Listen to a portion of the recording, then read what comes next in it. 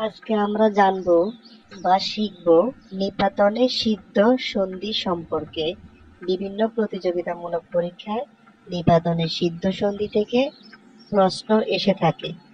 আমরা যদি ছন্দ, গল্প বা কবিতার মাধ্যমে শিখতে পারি, তাহলে পরীক্ষায় আমরা তা উপস্থাপন করতে পারবো সহজে। চলুন শুরু করা যাক। বৃহস্পতি বনস্পতি তারা পরস্পর তস্কর, একাদশে ঘুষপথ চুরি করে। তাই দেখে ষোড়শী নায়িকা বলে, এ কি আশ্চর্য!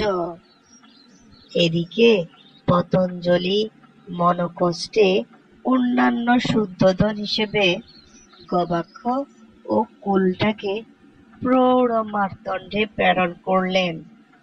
তাই বাচস্পতি অহর্নিশির প্রাতকালে অহরহ শিরপীড়ায় ভাস্কর্য তৈরি করলেন।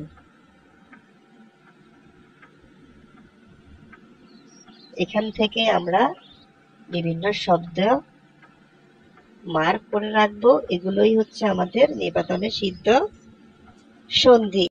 বিভিন্ন পরীক্ষায় আসা বাছাই করা নিপাতনে সিদ্ধ সন্ধি সমূহ আপনাদের সুবিধার জন্য উল্লেখ করা হলো। এখানে প্রত্যেকটি নিপাতনের সন্ধি ইম্পর্টেন্ট, তার মধ্যেও আরো গুরুত্বপূর্ণগুলো আমরা মার্ক করে রেখেছি। ধন্যবাদ, আশা করি পড়ে দেবেন।